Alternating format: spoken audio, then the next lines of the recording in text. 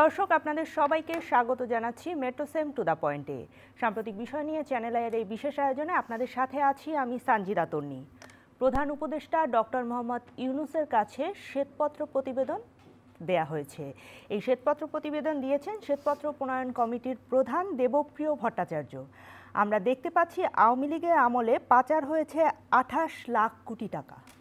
এত বিপুল পরিমাণ টাকা পাচার হয়েছে, কারা এর নেপথ্যে, কারা করলো এত টাকা পাচার? আজ আমাদের আলোচনার বিষয়বস্তু আওয়ামী লীগের লুটপাট। আমার সঙ্গে স্টুডিওতে আছেন হাবিবুর রহমান হাবিব, বিএনপির চেয়ারপারসনের উপদেষ্টা, আছেন মাসুমুর রহমান খলিলি, বিশিষ্ট সাংবাদিক, নির্বাহী সম্পাদক, দৈনিক নয়াদিগন্ত। স্বাগত আপনাদের দুজনকে। আলোচনায় যেতে চাই। হাবিবুর রহমান হাবিব, আপনার কাছে জানতে চাই, এই যে শ্বেতপত্র প্রণয়ন করা হলো এবং আমরা দেখতে পাচ্ছি বিভিন্ন পত্রিকায় আমরা দেখতে পেয়েছি বিপুল পরিমাণে অর্থ পাচার হয়েছে বাংলাদেশ থেকে, এবং এর একটি চক্র রয়েছে, দুর্নীতিবাজ রাজনীতিবিদ, ব্যবসায়ী, আমলাদের কথা বলা হচ্ছে। এই যে একটি চক্র মিলে এত টাকা বাংলাদেশ থেকে পাচার করলো, এর শুরুটা কবে হয়েছিল? এটা কি বিগত 16 বছরেই পাচার হলো নাকি আরও আগে শুরু হয়েছিল? না, এটা শুরু কবে হয়েছে এই ব্যাপারটা তো ধরেন সুনির্দিষ্ট বলা যাবে না, তবে হয়তো অনেক আগে থেকে শুরু হয়েছে, এর পরিমাণ ছিল কম। এখন এই 15.5 বছরে হয়েছে বা তারও মানে 2 বছর, 17.5 বছর, এটা হচ্ছে লাগামহীন। এবার এই যে 28 লাখ কোটি টাকার কথা বলা হচ্ছে, এই 28 লাখ কোটি টাকার 15.5 বছরের হিসাব, আগের হিসাব এর ভিতরে নেই। তো এখন এই টাকাটা কারা পাঠালো, কারা ছিল ক্ষমতায়, এখানে খুঁজে দেখতে হবে। এবং আমি অনেকবার বলেছি আপনাদের বিভিন্ন মিডিয়াতে, এখানে 90% আওয়ামী দলীয় সমর্থক, কর্মী, ব্যবসায়ী, সুবন্ধধায়ী তারা। বিরোধী দলের এই সময় টাকা পাচার করার কোনো সুযোগ ছিল না, তারা ব্যাংক থেকে তারা টাকা তেমন লোনও পায়নি, আর ব্যবসা বাণিজ্য করে অতিরিক্ত টাকা পাঠানোর মতো তাদের সে সুযোগও ছিল না। তার মানে আওয়ামী লীগের লুটপাটের সঙ্গে যারা জড়িত, সরকারের সাথে যারা জড়িত, কাছাকাছি যারা ছিল, সেই সমস্ত আমলা এবং তাদের প্রতিনিধিরাই এই কাজটা করেছে। এখন কথা হলো এতদিন পরে এটা বের হলো, এর আগে কেন বের হলো না? এর আগে যেহেতু আওয়ামী লীগ রাষ্ট্রীয় ক্ষমতা ছিল, সেই কারণে বের হয়নি। দেখেন, এই লুটপাট তো হলোই। আমরা আমাদের বাংলাদেশে একজন অত্যন্ত সাহসী এবং খুবই মানে কি বলে সাধু একজন মানুষ আইজিপি ছিলেন, একসময় র্যাবের ডিজি ছিলেন, তার নাম হলো বেনজির আহমেদ। উনি 4 বার শুদ্ধাচার পুরস্কার পেয়েছেন। আওয়ামী লীগ যেই ক্ষমতা থেকে চলে যাবে অবস্থা, কাছাকাছি অবস্থা শুরু হলো, কিন্তু তাদের দুর্নীতির এই সমস্ত বেড়ে আসতে থাকলো। তো এইভাবে আওয়ামী লীগের অনেক মন্ত্রী, এমপি মুখ খুলে আমরা অনেক বলতে পারি না। আমি হচ্ছে 2-1 সাহস করে বলেছি যে বিএনপির বিরুদ্ধে অভিযোগ, ম্যাডাম খালেদা জিয়ার এটিএমের টাকা পাচার করেছে, এটিএমের টাকা চুরি করেছে, তারেক রহমান টাকা পাচার করেছে। আমি বলতাম যে আপনারা এগুলি বলছেন, যেটা টাকার জায়গায় রয়ে গেছে, হয়তো একটু নিয়মের ব্যতিক্রম হয়েছে, আর ওই টাকা সরকারি টাকাও না, মানুষের টাকাও না, দেশের টাকাও না। আপনাদেরটা যখন বের হবে, বিশেষ করে শেখ পরিবারের যখন বের হবে, তখন আপনারা কিন্তু আর মানে মাটির নিচে মুখ লুকিয়েও কিন্তু থাকতে পারবেন না, এত দুর্নীতি কিন্তু তারা করছে। এখন তো হলো তো তাই। এখন এটা বেরোয়, শ্বেতপত্র প্রকাশ করেছে, এবং এটা কার কাছে দিয়েছেন? বর্তমান প্রধান উপদেষ্টার কাছে। এমনি এমনি চশমা পরে, উনি তো চশমা পরেন না, দেখার জন্য তো না, নিশ্চয়ই এটা দেখবেন এবং এর বিরুদ্ধে ব্যবস্থা গ্রহণ করবেন। আমরা আশা করি যে এইটা দেখার পরে উনি যেন প্রকৃত পক্ষে যারা এইটা পাচার করেছে তন্ন খুঁজে বের করে টাকাটা যেন ফেরত নিয়ে আসতে পারেন, সেই ব্যাপারে যদি কোনো সহায়তা দরকার আমরা করব। তবে আছে টাকা নিয়ে গেছে এরূপ বলে সীমাবদ্ধ রাখলে আমরা টাকা ফেরত আনতে হবে। তাই দেশের অর্থনীতিকে সচল করতে হলে আমি দুর্বৃত্তদের কাছে যত টাকা, আমাদের বাংলাদেশের সর্বশেষ বাজেট কত ছিল? 7 লক্ষ কোটি টাকার মতো, তাই তো? তাহলে এর আগে তো 7 লক্ষ কোটি টাকা বাজেট ছিল, তার আগে 6 লক্ষ, তার আগে 5 লক্ষ, তার আগে 4 লক্ষ, তার আগে 3 লক্ষ, 2.5 লক্ষ, তার আগে ধরেন 60,000 65,000 টাকা, হাজার কোটি টাকা। এই কয় বছরে আপনার এই পাচারের পরিমাণটা বেড়েছে। তার মানে এই কয় বছর একচিটাভাবে, বেপরোয়াভাবে তারা এই টাকাটা পাচার করেছে। তারা মনে করেছিল যে এইভাবেই তাদের চলবে, তারা দিন এইভাবেই চলবে, কিন্তু দিন সেটা দেখা গেছে না, তা হলো না। তো এই জন্য এখন বলবো যে এই টাকাটা অনতি বিলম্বে একেবারে সূক্ষ্মাণুসূক্ষ্মভাবে এটাকে তদন্ত করে এই টাকাটা ফেরত নিয়ে আসতে পারলেই নিশ্চয়ই আমরা নিশ্চয়ই শ্বেতপত্র পরবর্তীতে প্রকাশটা সেই পদক্ষেপ সার্থক হবে। দেখতে পাবো। অসংখ্য ধন্যবাদ জনাব খলিলি। আপনার কাছে জানতে চাই, এই যে আমরা সবসময় শুনি ঘুষ, দুর্নীতি, শেয়ার বাজার কেলেঙ্কারি, এর সঙ্গে রাজনীতিবিদরা জড়িত, আমলারা জড়িত, কখনো আমরা দেখি ব্যবসায়ীরা জড়িত, মানে এরা যে এত পরিমাণে টাকা বিদেশে পাচার করে, এত অর্থের কি মানুষের দরকার আছে, সেটি একটি প্রশ্ন। আর এই পাচারগুলো কাদের সহায়তায় হয়? না, আপনাকে অনেক ধন্যবাদ। আসলে খুব গুরুত্বপূর্ণ একটা বিষয় আপনি বলেছেন, এর আগে হাবিব ভাই কথা বলেছেন। আসলে এখন যে কমিটিটা, শ্বেতপত্র কমিটি, অর্থনীতি সংক্রান্ত অনিয়ম বা দুর্নীতি সংক্রান্ত, এনারা কিন্তু শুধুমাত্র অর্থ পাচারের বিষয়টা নিয়ে আসছে এমন না, সামগ্রিকভাবে অর্থনীতির যে যে খাতগুলোতে যেভাবে দুর্নীতি হয়েছে সবগুলো তুলে নিয়ে আসছে।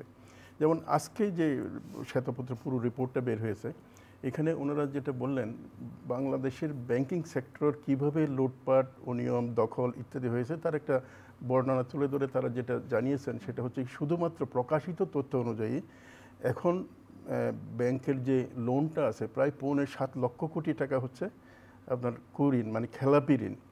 আর এটা যেমন বড় বড় বিগ ফিশ যারা ব্যাংক থেকে টাকা বের করে নিয়েছে, আমরা জানি সালম বা অন্যান্য বড় গ্রুপগুলো, তারা যে টাকাটা বের করে নিয়েছে এটা এখনও কিন্তু নিয়মিত ঋণ হিসেবে দেখানো হচ্ছে। হয়তো 1 মাস 2 মাসের মধ্যে এইটাও কিন্তু খেলাপির মধ্যে চলে আসবে। ফলে টোটাল মিলে প্রায় 10 লক্ষ কোটি টাকা কিন্তু ক্রস হওয়ার সম্ভাবনা আছে। তার মানে এটা হচ্ছে কি আমাদের যে টোটাল ব্যাংকের ঋণ যেটা আছে সেই ঋণের অলমোস্ট প্রায় 50% হয়তো ক্রস করে যাবে। বাংলাদেশ ব্যাংকের গভর্নর বলেছেন এটা হয়তো এখন যে ফিগারটা দেওয়া হয়েছে এটা হয়তো 30% ক্রস করতে পারে। তা এখন কথা হচ্ছে কি, এই ব্যাংকিং সিস্টেমের এই টাকাটা তারা কিভাবে নিলেন? এরা কয়েকভাবে নিয়েছেন। এক হচ্ছে ব্যাংকের পরিচালনাটা নিজেদের নিয়ন্ত্রণে নিয়ে আসছে, তাদের উপযোগী করে সেন্ট্রাল ব্যাংক থেকে পলিসি তৈরি করা হয়েছে।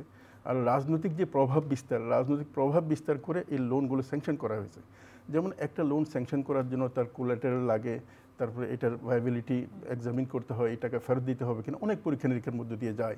কিন্তু এই যে প্রভাবশালী যাদেরকে অলিগার্ক বলা হচ্ছে, রাষ্ট্রের ক্ষমতার প্রশ্রয়ে যারা আছেন, তারা এর কোনো কিছুই কিন্তু ধার ধারেন নেই। যেমন আমি বাংলাদেশ ব্যাংকের এক সূত্র থেকে জানতে পেরেছি, একটা বড় গ্রুপ শুধু তাদের যে টোটাল ব্যাংকিং সিস্টেম থেকে টাকা নেয়া সেই পরিমাণটা হচ্ছে 4 লক্ষ কোটি টাকা। এখানে তো 6 লক্ষ কোটি টাকা বলা হচ্ছে যে এটা হচ্ছে 7 লক্ষ কোটি টাকা কুঋণ। এর মধ্যে শুধু ওনার এককেই আছে, এখনও রিপোর্টটা হয়তো প্রকাশ করা হয়নি, 4 লক্ষ কোটি টাকা। তার মানে টোটাল ব্যাংকিং যে আপনার ডিপোজিটটা আছে, আমানতকারীদের যে আমানত আছে, তার অলমোস্ট প্রায় 1/4 বা 1/5 মতো এই ধরনের টাকা। এটা তো বাংলাদেশ ব্যাংকও তাহলে জড়িত?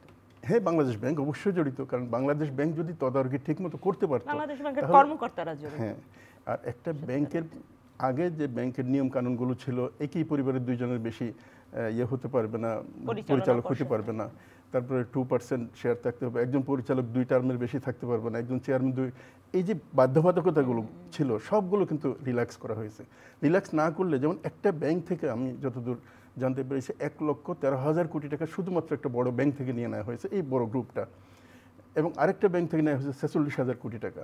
তো এই যে ব্যাংক থেকে যে ঋণগুলো বের করে নেওয়া হলো, এই টাকা তো আর কোনোদিন ফেরত আসবে না, কারণ ওই ভদ্রলোকের যে গ্রুপটা আছে সেটার টোটাল অ্যাসেট যদি বিক্রি করা হয় তাহলে হয়তো 20,000 কোটি টাকার বেশি হবে না। তাহলে এই টাকা কীভাবে আনবে?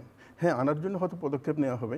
যেমন আমাদের এই কমিটি, শ্বেতপত্র প্রণয়ন কমিটি, ওনারা উল্লেখ করেছেন এই যে টাকাটা, কুঋণের যে টাকাটা, অন্যান্য জায়গার বিষয়টা আমি পরে আসবো, এই টাকা দিয়ে 24টা আপনার মেট্রো পদ্মা সেতু এবং 14টা মেট্রো রেল তৈরি করা সম্ভব, এই পরিমাণ টাকা। তো এর বাইরে, এটা তো শুধু ব্যাংকের কুঋণ, এর বাইরে আপনি অর্থ পাচারের কথা বললেন। প্রত্যেক বছর গত 15 বছরে অ্যাভারেজ $16 বিলিয়ন কিন্তু পাচার করা হয়েছে প্রতি বছর, মানে 15 বছর না, গড়ে প্রতি বছরে $16 বিলিয়ন।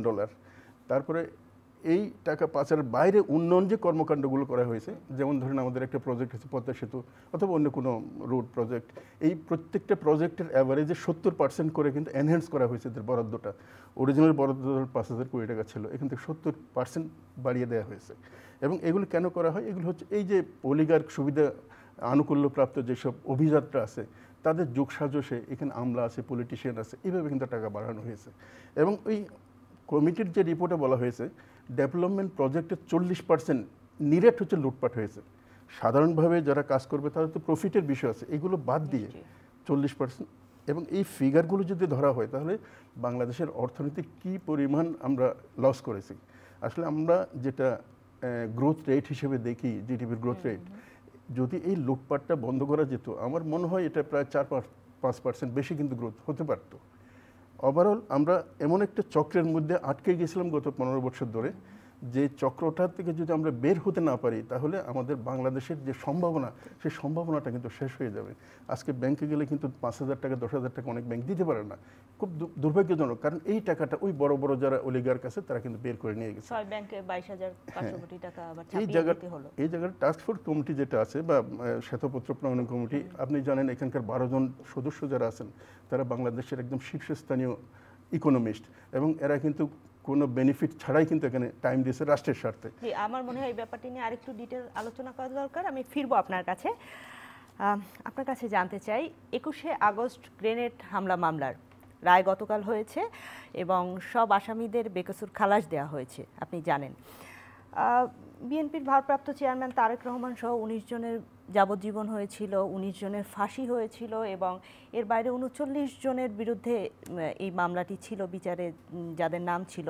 এই যে সবার রায় হয়ে গেল, কিছু মানুষ প্রশ্ন করছে, কিছু গণমাধ্যমে প্রশ্ন আসছে, তাহলে কি 21শে আগস্ট গ্রেনেড হামলার যে ঘটনা ঘটলো, মানে কারা দায়ী? যদিও আজকে আমাদের ওই আলোচনা বেশি গুরুত্বপূর্ণ ছিল, এটা এই আলোচনাটাও সময়োপযোগী, সবাই কিন্তু বলছে এটি নিয়ে কথা। জি, আপনাদের বিএনপির জন্য এটি ভীষণই গুরুত্বপূর্ণ একটি মামলা এবং বর্তমান রাজনীতিতে, বাংলাদেশের রাজনীতিতেই সবসময় গুরুত্বপূর্ণ ছিল এই মামলাটি। মামলাটি সবসময় গুরুত্বপূর্ণ ছিল। জি, ওই আলোচনা থেকে হঠাৎ এই আলোচনা আসলাম, তো আমি উত্তরটা আপনাকে দেই। জি, নিশ্চয়ই। যে গতকাল সব আসামিরা খালাস পেয়েছে, আমরা খুশি হয়েছি, এর আমাদের প্রত্যাশা ছিল। এখন প্রশ্ন করতে পারেন যে এই লোকগুলি কি মারা যায়নি, 24 জন মারা যায়নি, এখানে কিন্তু ঘটনা ঘটেছে। তো যেমন আওয়ামী লীগ যখন রাষ্ট্রীয় ক্ষমতা ছিল তখন উদিচির ঘটনা ঘটলো যশোরে, তারপরে ঘটলো মকসুদপুরে গির্জায়, কোটালীপাড়া 76 কেজি বোমা, রমনাতে একেবারে পয়লা বৈশাখের প্রোগ্রাম করে তছনছ করে দিল, নারায়ণগঞ্জে আওয়ামী লীগের অফিসে প্রায় 20-21 জন মারা গেল, পল্টনে সিপিবির মিটিংয়ে কয়েকজন মারা গেল। তখন ক্ষমতা ছিল কি আওয়ামী লীগ, তাই তো? আওয়ামী লীগ রাষ্ট্রীয় ক্ষমতা ছিল, এতগুলি ঘটনা ঘটলো। তখন তো বিএনপির ক্ষমতা ছিল না, বিএনপির দায়ও ছিল না। তো এখন বিএনপির আমলে এসে 64টা জেলা 63টা জেলা একসাথে বোমা হামলা হলো। বোমা হামলা 1-2 জন মানে মারা গিয়েছিল, তারা ভয় দেখানোর জন্য বা সরকারকে একটা ওয়ার্নিং দেওয়ার জন্য যে আমরা তোমাদের সাথে আমাদের না, আমরা ওরা এখানে ইস্টার্ন জোন দ্বারা ওই যে ইসলাম কায়েম করবে, সেটা একটা ওরা বড় জানান দিয়েছিল।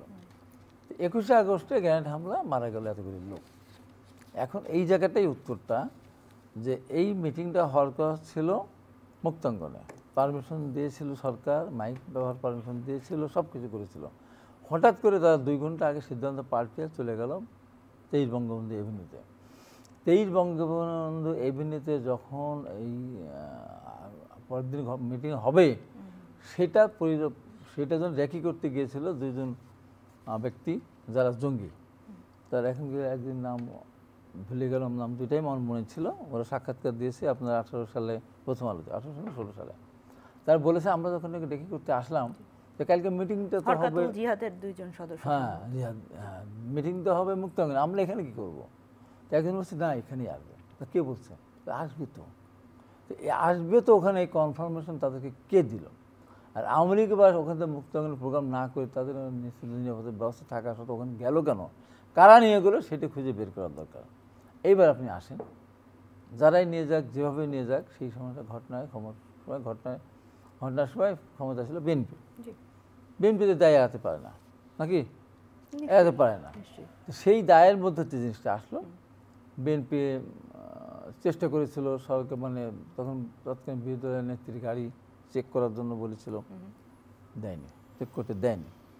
এগুলি আইনের কিছু কিছু ব্যাপার, তাদের পক্ষ থেকে যখন গাড়িটা গুলি করলো, কারা করলো, কী বিষয়, দেয়নি, সহযোগিতা করেনি, FBI এসে ফিরে গেল। তারপরে যেটা হলো, পরবর্তী সময় জজমে একটা নাটক হলো। এই জজমে নাটক কিন্তু বিএনপির আমলে হয়েছে এবং এটা পুলিশরা এটা করেছে। সরকার এখন যেমন যে মিথ্যা মামলাগুলি হয়, সরকার নির্বিকার, নির্বিকার ছিল। তার মানে শেষ হয়ে যায়নি, মানে চার্জশিট হয়ে যায়নি, মামলা কিন্তু শেষ হয়নি। তো ওইটুকু ঘটনা জজমা নাটকটা ওইটা সমীচীন হয়নি, আমি ওই দল করেও আমি বলছি। তো এই জন্য তৎকালীন পুলিশ প্রশাসনের ভিতরে যারা ছিল তার এই জিনিসটা যে কোনো সম্ভব বিএনপিকে বা সরকারকে মিসগাইড করেছে। পরবর্তী সময় এসে যেটা হলো, এই ঘটনা যারা ওইগুলি ঘটনা ঘটালো রমনা থেকে, যেগুলি আমি বললাম, সেই ঘটনাগুলি তো বিএনপি ঘটে নেই, আওয়ামী লীগও ঘটে নেই। তাহলে ওই ঘটনাগুলি যারা ঘটিয়েছিল তারাই 21শে আগস্টের গ্রেনেড হামলা করেছে। তো পরবর্তী সময় যখন মামলার আসামি দেওয়া হলো, মুফতি হান্নানের স্বীকারোক্তি নেওয়া হলো, প্রথমে দেয়নি, তার আঙ্গুল নখ সব তুলে দিয়ে আঙ্গুল কেটে দিয়ে নানানভাবে অত্যাচার করে তাকে দিয়ে স্বীকারোক্তি দেওয়া হলো, তারেক রহমান বিএনপির বিরুদ্ধে বলা হলো। এর আগে 111 সরকার ক্ষমতা আসলো, তারাও কিন্তু তারেক রহমান নাম এখানে নিয়ে আসলেন। এই জায়গাটাই হলো একটা সম্পূরক জবানবন্দি দিয়েছে। এই জায়গাটাই মামলার মূল বিষয়। এত বড় একটা ঘটনা, এর চেয়ে বড় ঘটনা বাংলাদেশের দুর্ঘটনা 75-15 বছর পরে হয়নি কিন্তু। তো সেই জিনিসটা মুফতি হান্নানকে ফাঁসি দিয়ে দিল কেন? অন্য মামলাটাকে ফাঁসি দিল কেন? মুফতি হান্নানকে জীবিত রাখা উচিত ছিল, রেখে এটা শেষ না হওয়া পর্যন্ত মুফতি হান্নানকে ফাঁসি দেওয়া উচিত হয়নি। এই জন্য দিয়েছে মুফতি হান্নান সত্য কথাটা পরবর্তী সময় তাকে দিয়ে জন্ম নিয়েছিল, পরবর্তী সময় বলেছে না তারা জড়িত না। তাহলে আপনি কি আওয়ামী লীগকে দায়ী করছেন? আওয়ামী লীগ দায়ী, মিটিংটা মুক্তাঙ্গনে না করে ওখানে নিয়ে যাবেন তারা দায়ী। আর এই হত্যাকাণ্ডের সাথে জড়িত যারা ওই যে বিভিন্ন সময় যে কথাগুলি বললাম, নারায়ণগঞ্জ আওয়ামী লীগ অফিস থেকে শুরু করে বিভিন্ন জায়গায় জঙ্গিরা এই ঘটনাটা ঘটিয়েছে। কিন্তু মজার ব্যাপার হলো আসামি ঘটনা ঘটালো জঙ্গিরা, কিন্তু আসামি দিল বিএনপির লোকজনকে। এবং পরবর্তী সময় এসে তারেক রহমান, তারপর আমাদের তখন স্বরাষ্ট্রমন্ত্রী বাবর ভাই, তারপর আব্দুল সালাম পিন্টু, যে কারণে সন্দেহটা ছিল। এবং কোর্ট ওই জায়গাটা গিয়েই কিন্তু মাননীয় হাইকোর্ট বলেছেন বা এটা বলেছেন যে এইটা সাজাটা ওইভাবে দেওয়াটা ঠিক হয়নি, মামলাটা ওইভাবে পরিচালনা করা ঠিক হয়নি। এই যে প্রকৃত ঘটনাকে, প্রকৃত আসামিদেরকে আড়াল করতে গিয়ে এই ঘটনাটা কিন্তু ঘটলো। যদি প্রকৃতভাবে যারা ওই ইতে আপনার রমনাতে বা আওয়ামী লীগ অফিসে নারায়ণগঞ্জে যারা হামলা করেছিল ওই জঙ্গিদের নামই যদি থাকতো, তাহলে কিন্তু এই মামলা, এই ঘটনা যারা ঘটিয়ে তার শাস্তি পেত। যেহেতু মামলাটা অসত্যভাবে করা, সেই কারণে টোটাল মামলাটা খারিজ হয়ে গেছে। এর জন্য দায়ী আওয়ামী লীগ এবং সেই সময় তারা সরকার ব্যবস্থাপনায় যেভাবে এই মামলা আসামি করেছিল, এই আসামি করার কারণেই এরকম মামলাটা এই পরিণত হয়। আমি আপনার কাছে আসবো যে স্বরাষ্ট্র প্রতিমন্ত্রী লুৎফুজ্জামান বাবর সহ যারা এই 16-17 বছর জেল খাটলেন, তাদের ক্ষতিপূরণের জায়গাটা কি, তাহলে এটি নিয়ে আসবো। আপনার কাছে জানতে চাই, আমরা বলছিলাম একটু ভিন্ন প্রসঙ্গে চলে গিয়েছিলাম, দুর্নীতি, ঘুষ, লুটপাট, অর্থ পাচার, এই জায়গাগুলো নিয়ে। এই যে এত পরিমাণে অর্থ পাচার হলো, মানে এটা তো আমাদের যেটা ক্ষতি হয়ে গেছে, আপনি বললেন যে এই টাকাগুলো হচ্ছে যে মানে ফিরিয়ে আনারও ব্যবস্থা করতে হবে, কিন্তু ভবিষ্যতে এরকম ঘটনা যেন না ঘটে, সেজন্য আমাদের কি করণীয়?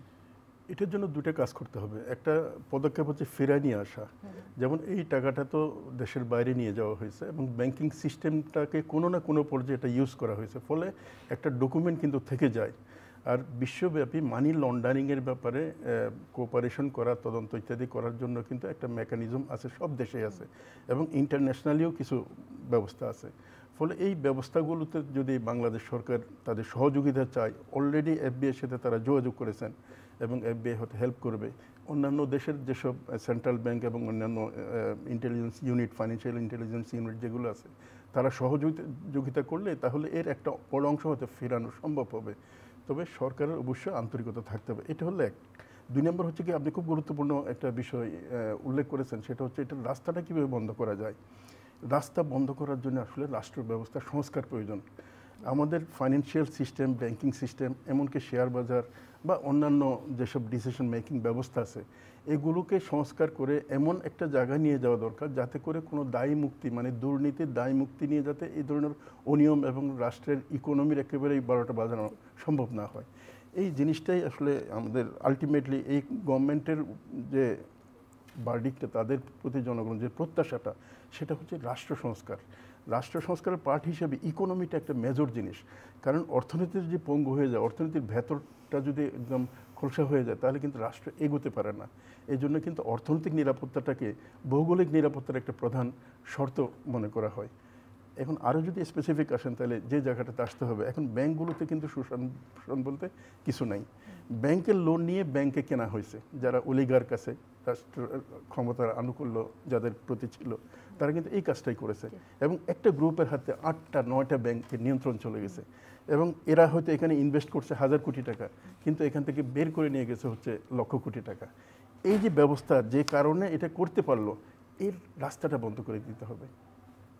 আর অন্যদিকে আপনার ডেভেলপমেন্ট প্রজেক্টের যে বাড়তি অপচয়টা, সে অপচয় বন্ধ করার জন্য এই যে একটা প্রজেক্ট বাস্তবায়নের যে একনেকের মিটিং আছে, এনইসির ব্যবস্থা আছে, তারপরে একটা প্রজেক্ট মূল্যায়নের যে প্রক্রিয়াগুলো আছে, এই প্রক্রিয়াগুলোতে কিন্তু সংস্কার করতে হবে। আপনি ডেভেলপমেন্ট প্রজেক্টের ক্ষেত্রে বললেন যে 40% পর্যন্ত টাকা লুটপাট হয়েছে, এবং আমরা জানি যে এই লুটপাটের সঙ্গে রাজনীতিবিদরা জড়িত, সচিবরা জড়িত, যারা প্রশাসনে থাকে তারা জড়িত থাকে। তো মানে এদেরকে কি দিয়ে থামানো যায়? এদেরকে কি আইন দিয়ে থামানো যায়?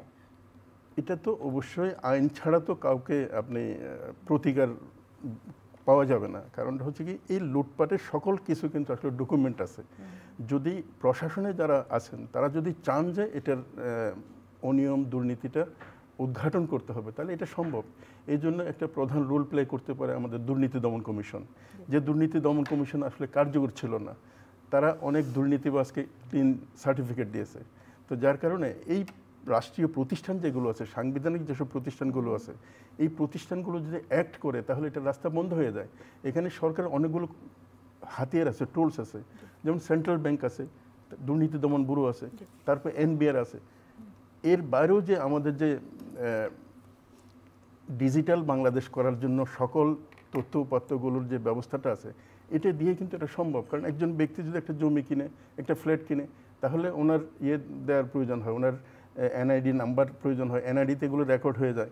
তারপর ওনার যে টিআইএন নাম্বার, এটা কিন্তু এখানে চলে আসে। ফলে গভর্নমেন্ট যদি চায় রিয়েলি, তাহলে সব কিছুই উদ্ঘাটন করা সম্ভব। আর যে টাকাটা বাইরে নিয়ে গেছে তার হয়তো পুরোটা আনা সম্ভব না, অন্তত আমি বিশ্বাস করি 60% টাকা ফেরত পাওয়া সম্ভব। একটু ছোট করে জিজ্ঞেস করি, 21শে আগস্ট গ্রেনেড হামলা মামলায় গতকালকে যে রায় হলো, আমি কথা বলছিলাম, আপনার কি মনে হয় এর আসল ফ্যাক্টটা কি? মানে এটা কি পলিটিক্যালি মোটিভেটেড কোনো ইভেন্ট ছিল, বহিঃশক্তি ছিল, না কি ছিল, কারা বেনিফিটেড? আমি দুইটা লাইন বলবো শুধু, এটা পলিটিক্যাল ইস্যু। এই মামলাটা হাইকোর্ট খারিজ করার কারণ হচ্ছে ঘটনাটা ঘটে নাই সেই জন্য না, এই মামলার বিচারিক প্রক্রিয়ার লোফলসের জন্য কিন্তু এটা খারিজ হয়ে গেছে। এখানে 3-4 বার কিন্তু আয়ু পরিবর্তন করা হয়েছে তদন্তকারী কর্মকর্তা। তারপরে যে ব্যক্তিটা প্রিন্সিপাল একিউজ, তার জবানবন্দির ভিত্তিতে কিন্তু কিছু ব্যক্তিকে করা হলো, অভিযুক্ত করা হলো। এবং সেই জবানবন্দি কিন্তু ওনার প্রথম জবানবন্দি ছিল না, ওনার উপর অত্যাচার নির্যাতন করে একটা জবানবন্দি নেওয়া হয়েছে এবং পরবর্তী পর্যায়ে সেই জবানবন্দিটা উনি প্রত্যাহার করার জন্য আবেদন দিয়েছেন। আসলে এই ধরনের সম্পর্ক জবানবন্দির মাধ্যমে প্রিন্সিপাল মানে পলিটিক্যালি হাই লেভেলের কিছু ব্যক্তিকে একদম পানিশমেন্ট দেয়া, এটা দৃষ্টান্ত নেই। সবচেয়ে বড় কথা হচ্ছে কি, আইনের কতগুলো নিজস্ব গতিধারা আছে, আইনকে তো আপনার মতো করে দিলে হবে না। কিন্তু গত 15 বছর আমরা যেটা দেখছি, অনেক সংবেদনশীল মামলার ক্ষেত্রে রায়টা যেন অন্য কোনো জায়গা থেকে তৈরি করে দিয়ে বিচারক যিনি আছেন ওনার হাতে দেওয়া হয়, উনি নিজে হয়তো জানেন না কি রায় পড়ানো হচ্ছে। এটা হচ্ছে আমাদের দুর্ভাগ্যজনক। এই বিচার ব্যবস্থাকে যদি সংস্কার না করা হয় এবং যথাযথ বিচার যদি নিশ্চিত না করা যায় নিম্ন আদালতে এবং উচ্চতর আদালতে, তাহলে আমাদের ভবিষ্যৎটা আসলে আমরা যেভাবে স্বপ্ন দেখি বাংলাদেশকে এগিয়ে নেওয়ার জন্য, এটা অনেকটাই কঠিন হয়ে যাবে। জি, অনেক ধন্যবাদ। আপনার কাছে জানতে চাই, দুটি বিষয় প্রশ্ন করব। প্রথম, আওয়ামী লীগের যে আমরা দুর্নীতির কথা বলছিলাম, লুটপাটের কথা বলছিলাম এই 16 বছরে, এ থেকে মুক্তির উপায় কি? আমরা তো দেখি যে এর সঙ্গে রাজনীতিবিদরা কখনো জড়িত হচ্ছে, কখনো প্রশাসন জড়িত হচ্ছে, ব্যবসায়ীরা জড়িত হচ্ছে, বিভিন্ন মহল থেকে জড়িত হচ্ছে। রাজনীতিবিদরা জড়িত হয় সরকারি দলের রাজনীতিবিদরা ম্যাক্সিমাম, ব্যবসায়ী তাই, আমরারও তো সুযোগ নেই। এটার থেকে বের হয়ে আসার একমাত্র রাস্তা, প্রত্যেক ঘটনার সাথে যারা জড়িত একেবারে তারা বিশ্লেষণ করে চূড়ান্তভাবে এই টাকাগুলো ফেরত এনে ওদের রাস্তার ফকির বানিয়ে দেওয়া। ওদের কিচ্ছু থাকবে না, ওরা চুরি করেছে, ভোগ করেছে, ওদের কিচ্ছু থাকবে না। ওদের পরিবার বা যারা, এটা বেশি বলা হয়ে যাবে হয়তো, তাদের সাথে কেউ যেন সামাজিকভাবে সম্পর্ক না, বিয়ে শাদী না দেয়, একসাথে না চলে, একসাথে সমাজ ব্যবস্থা না করে। গেলেই বলবে, তার সন্তান কলেজে গেলে, স্কুলে গেলে, তোর বাবা চোর, তোর বাবা লুটেরা, তোর বাবা ব্যাংকে টাকা চুরি করেছে। এইভাবে গণধিক্ষিত মানে মানুষের ঘৃণা তাদের প্রতি ছড়িয়ে দিতে হবে, তাহলে ভবিষ্যতে আর কেউ এই জায়গায় যাবে না। টাকা চুরি করে লাভটা কি, আমি পরে রাখতে পারি না, তাদের ফেরত দিতে হয়, দেশে থাকতে পারে না। এক চূড়ান্ত যদি ব্যবস্থা না নিয়ে আর কোনো মতো করে আবার যদি তাদেরকে সমাজে আসতে দেওয়া হয়, তাহলে এটা আবার যারা সুযোগ পাবে তারাই করবে, এটা হলো চূড়ান্ত। একদম হিসাব দিতে হবে তার এই ক্ষমতা আসার আগেরটা বাদই দিলাম। এই 2008 সালে 9 সালের সরকার গঠন করার পর থেকে এই দুর্নীতিটা, আমরা তো 15 বছর দুর্নীতি নিয়ে আলাপ করতেছি, এই টাকা পাচারটা। এই সময় তাদের যে সম্পদ ছিল, সেই সম্পদের থেকে যে সম্পদ আসছে পরবর্তী সময়ে হাজার গুণ কারো বেড়েছে। এই সমস্ত সম্পদ বাজেয়াপ্ত করা, বিদেশে টাকা নিয়ে আসা এবং এখানে জায়গা জমি বাড়ি ঘর দিয়ে তাদের বাড়িতে বসার করে ভাড়াটিয়া বাসায় থাকে। অনেক ব্যবসায়ীরা তো পরবর্তীতে রাজনীতিতে আসে, ওই তো ভাড়াটিয়া বাসায় যখন থাকে, যারা দুর্নীতি করেছে ওদের নিজের বাড়িতেও থাকবে না, ওরা ভাড়ায় বাসায় থাকবে, ওদের নিজস্ব গাড়ি থাকবে না, ওরা আমাদের মতো বাসে চলবে, ওরা উবারে চলবে, ওরা মোটরসাইকেলে আপনার পাশাতে চলবে। এটা কি আলাদা করার দরকার নেই কোনটি লুটপাটের টাকা আর কোনটি তার আগের ব্যবসা? কিচ্ছু দরকার নাই, এত বছর ভোগ করেছে, চুরি করেছে, আর শাস্তি স্বরূপ এটা। তাহলেই যদি ভবিষ্যতে আপনার সংশোধন হয় যে না, আমি যা উপার্জন করি না কেন পরবর্তী সময় আমাকে উপারে চড়তে হবে, পাঠাতে চড়তে হবে, টেম্পুতে চড়তে হবে, ওই অবস্থা নিয়ে যেতে হবে। আর সামাজিকভাবে তাদেরকে একটু ঘৃণিত করে দিতে হবে। হ্যাঁ, তো এই যদি ওই যে আমাদের বলেছিল না, মুসা ভাই বলেছিল না, তুই দেখলি কি বলে তুই চোর, বুঝছিল না, দেখলেই চোর। আমরা বলি যে রাজনৈতিক দলগুলোর মধ্যে এক ধরনের সংশোধন দরকার। আমরা যদি ধরি যে অবশ্যই রাজনৈতিক দলগুলো যারা করেছে, আমরা ক্ষমতা আসলে আমরা যদি ওই কাজ করি, আমাদের তাই করতে হবে। তো এখন যদি আমরা ওই কাজটা করি, তাহলে আমরা আর ওই কাজটা করবো না। এখন যদি প্রকৃতপক্ষে যদি এই বিচারগুলি এই সরকার করে বা করতে পারে বা ভবিষ্যৎ করতে পারে, তাহলে অন্যরা কিন্তু করবে না। যে টাকা খাওয়া যাবে না, যে টাকা মানে ব্যবহার করা যাবে না, যে টাকা খুব আমি ভোগ করতে পারি না, সেটা আমার দরকারটাকে এই জিনিসটাতে করতে পারে, এটা করতে কঠিন আর কিন্তু সহজ। আবার এক একটা ধরুন, একটা ধরুন, আমি তো এই 2 দিন ধরে দেখছি পেপার থেকে, দেখার পরে আমি ভাবি এও কি সম্ভব? একজন ডাক্তার সবচেয়ে মেধাবী, সে একটা অনুমোদন দিয়ে দিচ্ছে একটা ধরেন MRI মেশিন কিনা বলেন, তারপর মেশিন কিনা বলেন, যার দাম 3 কোটি টাকা, 30 কোটি টাকা, 40 কোটি টাকা তার করতেছে। একটা আপনার হলো মশারি স্ট্যান্ড বা স্যালাইন স্ট্যান্ড, তার দাম 50,000 টাকা। পায়ে যেটা ওরা কী বলে মোজা টাইপের দেয় না আমাদের যখন যে ICU-তে যাই, হ্যাঁ, ওর দাম 20,000। একটা হাতের গ্লোভ দাম 10,000 টাকা। এদের সব তো আঙ্গুল হাত পা কেটে দেওয়া উচিত, তো একদম নিয়ে এসে একদম প্রকাশ্যে কাটা উচিত। এটা আমরা চিকিৎসা করবেন কী করে? একেবারেই পরিষ্কার। 21শে আগস্ট গ্রেনেড হামলা মামলার ব্যাপারে একটু আপনার কাছে জানতে চাই। এই ঘটনাটির আগে আপনারা দুটি রাজনৈতিক দল ছিলেন, আওয়ামী লীগ এবং বিএনপি, কিন্তু এই ঘটনার মধ্য দিয়ে কিন্তু বিএনপি আওয়ামী লীগের মধ্যে একটা শত্রুতা তৈরি হলো। 21শে আগস্টের ঘটনার মধ্য থেকে বলবো এক ধরনের রেষারেষির জায়গায় চলে গেল, দুদলকে এক ধরনের রেষারেষির জায়গায় চলে গেল। তো সেখান থেকে আপনারা যদি কখনো ক্ষমতায় আসেন, আমি ধরে নিলাম পরবর্তীতে, আপনারা কি আসলে চান না যে এই হামলার সঙ্গে কারা জড়িত, কারা মূলে ছিল এটি বের হবে? মানে আপনারা কি এটিকে কন্টিনিউ করবেন? আমরা চাই। এবং এখন দেখেন, এর আগে কিন্তু আপনাকে ফিরিয়ে নিতে চাই। এটা হলো 2004 সালের 21শে আগস্ট, আর 1988 সালের 24শে জানুয়ারি চট্টগ্রাম লালদিঘির ময়দানে এর চেয়ে নৃশংস ঘটনা ঘটেছিল।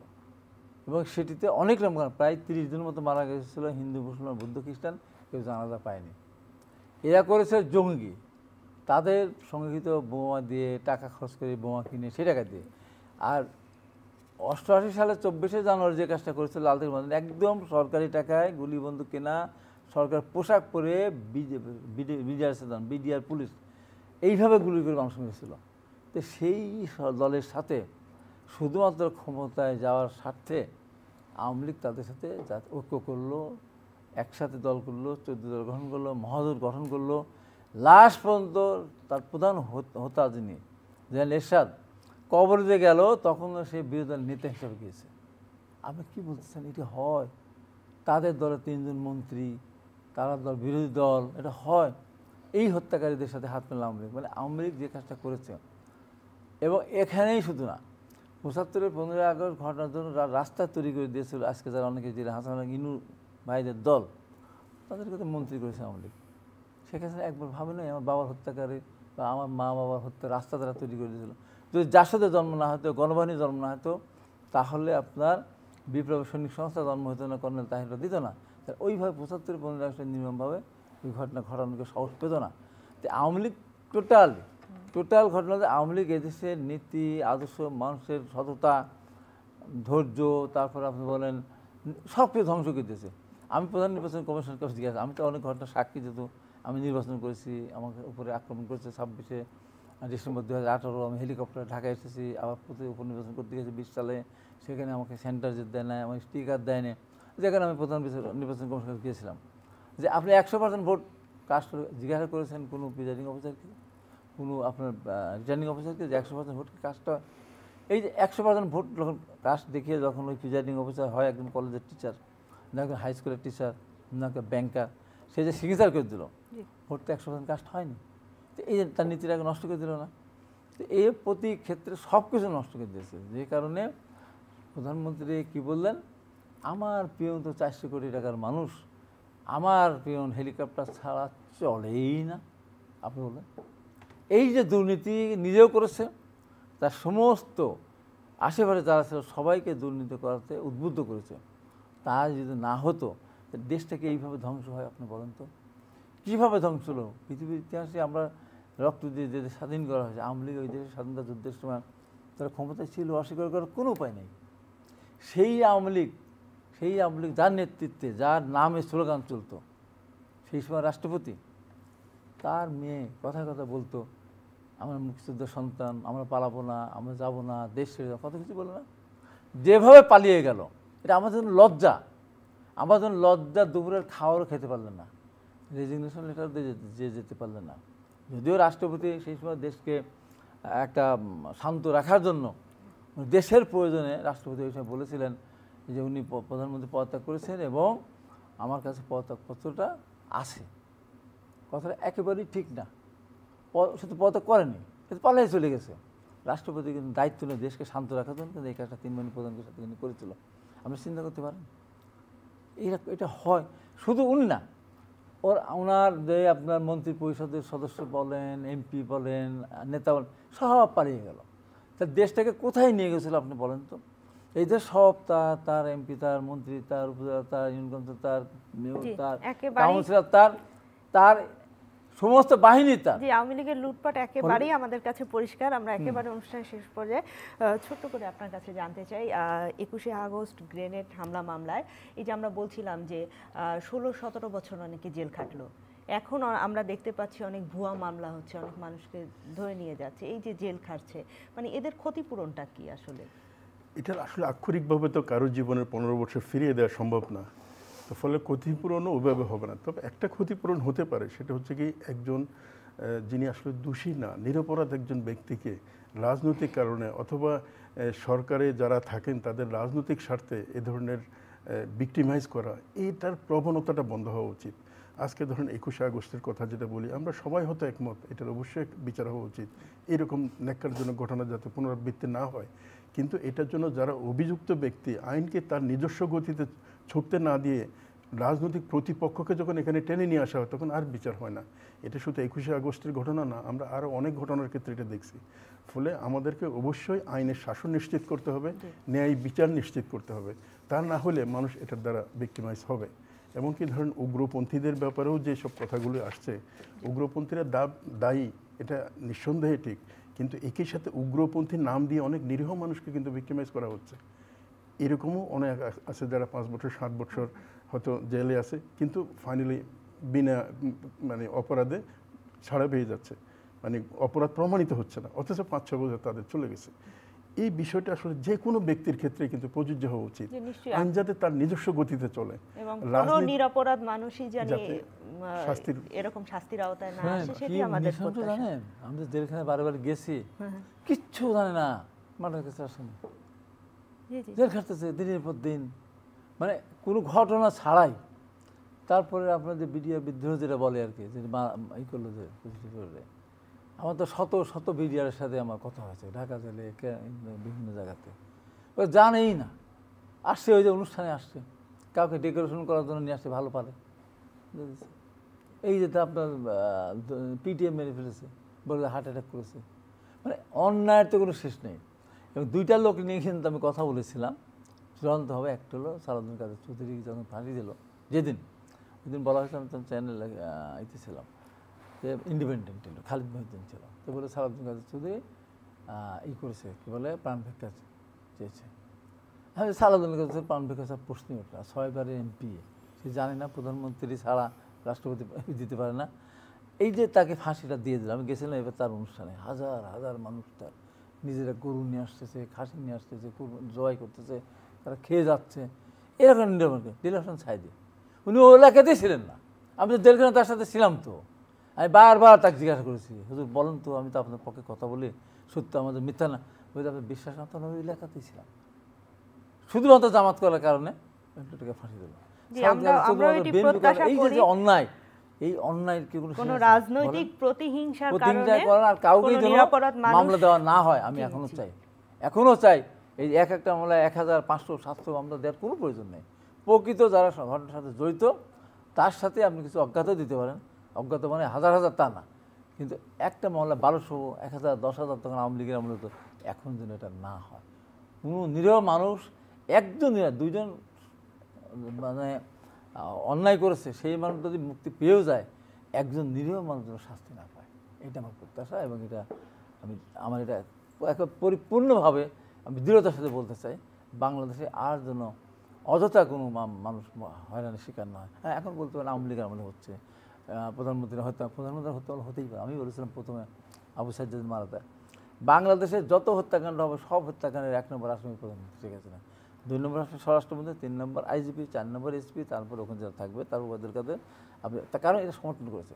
আর আওয়ামী লীগের অনেকের ব্যাপার ধরেন হত্যা আমরা দিচ্ছে না, বলছে যে হ্যাঁ নিরীহ, ওরা নিরীহ না। আওয়ামী লীগে আমি পরশুদিন একটা স্টক শোতে ছিলাম ভারতের ইয়ের সাথে, আমি বললাম যে আমরা এই সরকারে যে আমরা যে একজন উপদেষ্টা দেবো পাবো কোথায়, সব তো আওয়ামী লীগ করে, দেবো কোথার থেকে। এই যে ব্যবস্থাটা করে আসছে একতরফাভাবে, ভারতে কয় % আছে, কয় % মানুষ মানে মুসলমান সরকারি চাকরি করে, আর এখানে কত % করেছে, কারা করেছে, কোথায় করেছে। এই যে জিনিসটা বাংলাদেশে যেটা রেওয়াজ চলে আসছিল, এখান থেকে আমার মনে হয় যে আমরা একটা সুস্থ ধারায় আমাদের ফিরে আসা উচিত। দেশটাকে সামনে এগিয়ে নিতে হলে, এছাড়া কিন্তু আমাদের উপায় না, অনেক হয়েছে আর না, সামনের দিকে আমরা এগিয়ে যেতে চাই। অনেক ধন্যবাদ। আপনি কোনো মন্তব্য করতে চান? আমার একটাই কথা, সেটা হচ্ছে রাষ্ট্রটা আমাদের সকলের। আমাদের ধর্ম বিশ্বাস আলাদা হতে পারে, আমাদের রাজনীতি আলাদা হতে পারে, কিন্তু রাষ্ট্র তো একটাই। এই রাষ্ট্রের ভালো মন্দের সাথে কিন্তু আমাদের ভাগ্য জড়িত, আমাদের পরবর্তী বংশধরদের ভাগ্য জড়িত। আমরা যাতে আদর্শ, ধর্ম বিশ্বাস বা অন্য কারণে বৈষম্যটা না করি, এই আগস্ট বিপ্লবে পরে আমাদের মনে হয় এই শিক্ষাটা নেওয়া উচিত। রাষ্ট্রকে একটা অভিষ্ট জায়গায় নিয়ে যেতে হবে, যেখানে কোনো বৈষম্য থাকবে না। আমি যে কথা বলতে চাই, ওই শুরু করি, সেটা হলো যে এই যে ম্যাসাকারটা হলো, গণহত্যা হলো, যারাই আওয়ামী লীগ করেছে, যারাই বুদ্ধিজীবী, যারা কলেজের শিক্ষক, বিশ্ববিদ্যালয়ের শিক্ষক, যারা সাংবাদিক, একজন লোকও, আওয়ামী ঘরানার একজন লোকও বলেননি যে এই হত্যাকাণ্ডটা ঠিক হচ্ছে না। বলেছে কেউ? একজন বলেছে, আপনি দেখান তো, একজনও বলে। একজন হিন্দু বলেছে না, একজন আমলা বলেছে না, একজন কলেজের শিক্ষক বলেছে না, একজন বিশ্ববিদ্যালয় ভাইস চ্যান্সেলর বলেছে না। আওয়ামী লীগ করলেই সমস্ত হত্যাকাণ্ডকে সমর্থন করে গেছে, অতএব এরা সবাই দোষী। এদের এই দোষ থেকে বাঁচার কোনো সুযোগই নেই। আজকের আলোচনার মধ্যে যে আওয়ামী লীগের লুটপাটের চিত্র নিয়ে আমরা কথা বললাম, এবং এটি খুবই একটা ভয়াবহ রূপ। দেশটা আমাদের নিজেদের, এই দেশের ভালো মন্দ সব কিছুর ভাগ আমাদের। সুতরাং আমরা চাই ভবিষ্যতে যে রাজনৈতিক দলই আসুক, যারাই ক্ষমতায় আসুক, এই ধরনের লুটপাট না হোক। আমরা যে অভীষ্ট লক্ষ্যে পৌঁছাতে চাই, সেই লক্ষ্যে জানিয়ে আমরা অবশ্যই পৌঁছাতে পারি। Metro same to the point থেকে আজকে আমি বিদায় নিচ্ছি। সবাই ভালো থাকবেন, সবার জন্য অনেক অনেক শুভকামনা।